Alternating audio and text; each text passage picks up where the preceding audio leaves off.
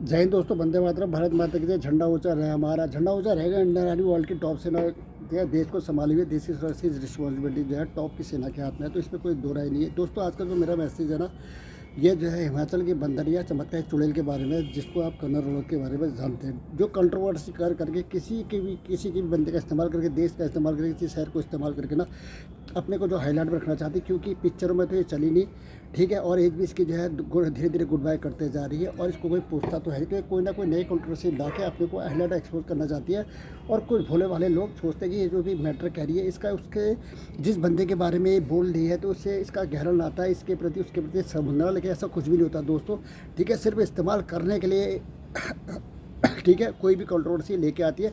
उसके बाद जिसने जो मेन में कंट्रोवर्सी, उसके बारे में मैं जो ये चमत्कारी चूल्हे है, उसके बारे में मैं आपको नॉलेज में डालना चाहता हूँ। चलो, नंबर एक, इसने कहा था कि 1947 से 2014 तक जो है हमारा देश गुलाम रहा है, ठीक है। और अभी और जो हम आज़ाद हुए 2014 के बाद हुए हैं दोस्तों। इतनी बेसिक इसने फ्रीडम फाइटर जिन्होंने देश को चंद्रशेखर, सरदार भगत सिंह, राजगुरु सुखदेव, सरदार वल्लभ भाई पटेल, बड़े महात्मा गांधी, बड़े बड़े जो देश के जिन्होंने देश को आज़ाद कराने के लिए अपनी अहम भूमिका निभाई थी ना, उनको भी डिसरिस्पेक्ट किया हुआ है, ठीक है। इसकी कोई फर्क नहीं पड़ता, क्योंकि इसकी औकात, इसको माँ बाप ने इसको वो चीज़ सिखाई नहीं कि रिस्पेक्ट होती क्या है, एक माँ बाप की जगह एक क्रांतिकारी की इज्जत क्या होती है दोस्तों, ठीक है। सिर्फ इसको अपने से मतलब, एक हिमाचल से एक गंवार लड़की यहाँ के आई, और इसने जो है अपने को साबित करने के लिए ये आदित्य पंचोली के साथ कितने रिलेशनशिप में रही, आप लोगों की नॉलेज में हो गई। आदित्य पंचोली किस तरीके से को लात मार के, ठीक है, आदित्य खदेड़ के, इसकी आदित्य पंचोली की वाइफ ने किस इसके जूते मार मार के इसको घर से निकाला था, ये भी आप लोग जानते होंगे, ठीक है। इसने बोला कि मोदी जब से आए हैं, और ये सरकार भी ना आए मोदी के, उसकी प्रशंसा की तारीफ से ऐसी भलीभूत हो गई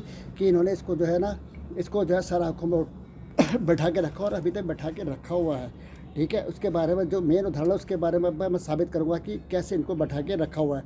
नंबर 2, इसने किसान आंदोलन के अंदर जो भी 70-75 प्लस लेडीज़ थी, जो बुढ़िया लोग आए थे, जो आंदोलन में बढ़ चढ़ के किसान आंदोलन में हिस्सा ले रही थी ना, उनको इसने बोला था कि 100 रुपये में ऐसी बुढ़िया कितनी मिल जाती है जो इस आंदोलन में शामिल होते हैं। मैं सिर्फ इससे ये कहना चाहता हूँ कि तो अपनी माँ को भी वहाँ भेज देते 100 रुपये में, तेरी माँ को भी वहाँ पर जो है ना, ठीक है, तेरी माँ को भी वहाँ पर जो है 100 रुपये में उस आंदोलन में शामिल करवा लेती, कम से कम 100 रुपये तेरे पास आते तो कम से, ठीक है। शर्म आनी चाहिए।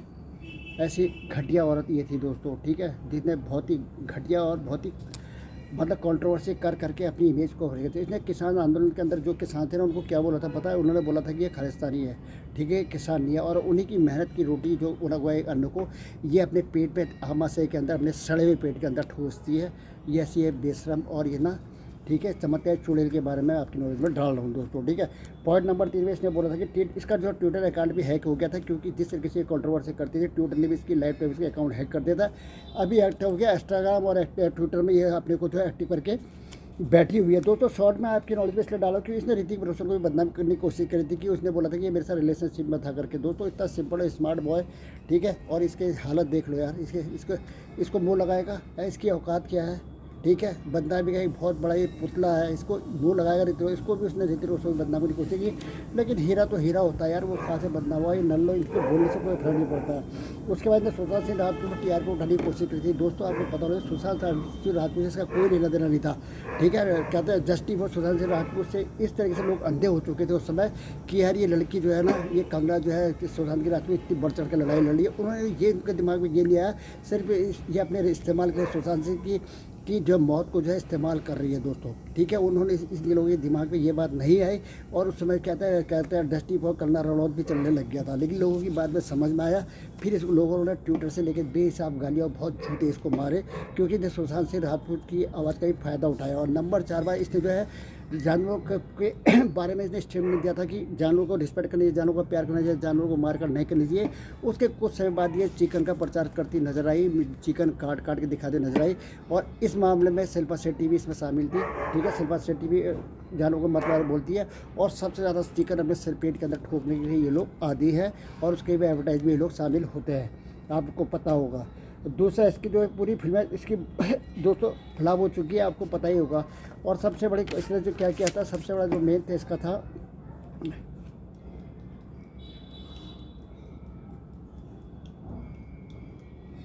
और जिस समय आप दोस्तों आपको पता हो सुशांत सिंह राजपूत का हल्ला चल रहा था, उस समय उसका इस्तेमाल कर रही थी, लेकिन प्रमोट किसको, जस्टिन बीबर वगैरह, इसका जो फेवरेट थे जस्टिन बीबर वगैरह लोग थे। तो सुशांत राजपूत एक हथियार था जिसको इस्तेमाल करके जो है अपनी वाइब लूटना चाहती थी। इतनी घटिया और इतनी गिरी हुई सोच की ये बंदरिया है ना, ठीक है, इसके बारे में कुछ जो भी कहे कम जाए। अभी ये इमरजेंसी लेके आई है, देश के प्रोपेगेंडा नहीं, जो देश के जो क्रांतिकारी थे उनके बारे में कुछ नहीं सोचती, किसी के बारे में कुछ नहीं सोचती है।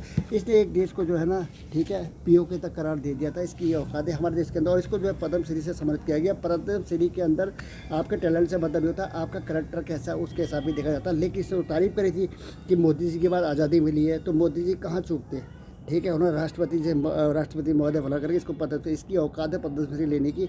ये हमारे देश की विडम्बना है दोस्तों, जो देश के बारे में गंदी गंदी बातें बोलता है, देश को बदनाम करने की कोशिश करता है, ऐसे लोगों को पद्म श्री हमारे देश में दिया जाता है, ठीक है। और जो टैलेंट है उसको इग्नोर किया जाता है। इसकी वजह से एक जो काबिल बंदा होगा उसको जो है पद्म श्री नहीं मिला होगा।